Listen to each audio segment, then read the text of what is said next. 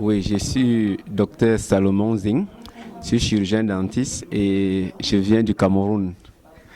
Voilà, nous sommes venus ici pour le congrès. Et je suis le président de l'Association nationale des chirurgiens dentistes du Cameroun. Voilà, ce congrès qui a pour thème sur la modernité des équipements. C'est pour ça que nous sommes venus, parce que nous savons qu'aujourd'hui, le monde va très vite. Et il faut forcément aller avec ces évolutions technologiques. C'est pour ça que ce congrès nous interpelle beaucoup. Par exemple, au niveau du Cameroun, nous essayons d'allier les nouvelles méthodes, notamment de diagnostic, les lasers, les scanners et la visioradiographie qui, il y a de cela quelques années, n'étaient pas existants, font partie prenante de tout ce que nous faisons tous les jours. C'est pour ça que ce congrès est important pour nous. Et il s'agit aussi pour nous d'échanger avec nos frères africains sur les méthodes de prévention, parce que nous savons que dans tous les pays d'Afrique, aucun pays ne respecte les quotas de l'OMS. Parce que, tiens, par exemple, au Cameroun, nous sommes moins de 350 dentistes pour tout le Cameroun qui a plus de 22 millions d'habitants. Vous voyez que nous sommes très loin des standards de l'OMS. Et c'est pour ça que nous voulons, avec nos autres frères africains, voir comment réussir à pallier à ce genre de manquements. Je sais qu'au Sénégal, il y a beaucoup de dentistes, par exemple.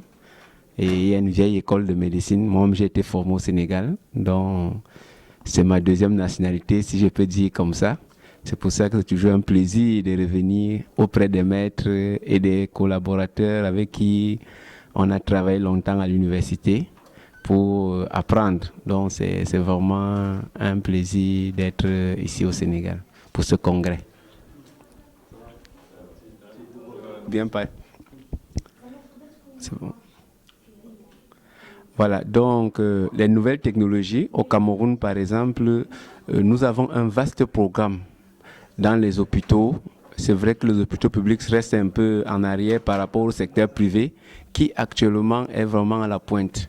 Parce que notre proximité avec les autres pays européens et américains fait quand même que dès que quelque chose sort aujourd'hui sur le marché de la médecine dentaire, nous sommes informés et le secteur privé s'efforce rapidement parce qu'il y a des exigences de marché à les acheter.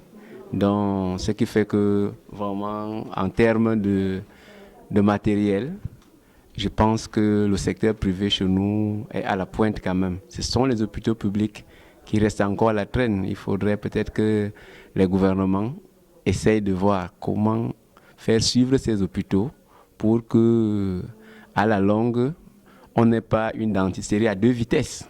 C'est-à-dire le secteur privé très avancé, alors que les hôpitaux restent derrière. Et nous avons eu le privilège en décembre 2015 de diriger pour la première fois un séminaire au Cameroun sur la prévention des infections transmissibles au cabinet dentaire, notamment le VIH et les hépatites B. Et cela passe notamment par des autoclaves de dernière génération qui peuvent vraiment éviter tout cela. Donc, la technologie vraiment est à notre portée aujourd'hui pour nous aider à bien soigner nos patients, à éviter que les gens qui viennent, quelqu'un qui vient au cabinet pour une carie dentaire, repartent par exemple avec le VIH ou bien avec l'hépatite B. Donc, c'est des choses que la technologie aujourd'hui nous permet d'éviter.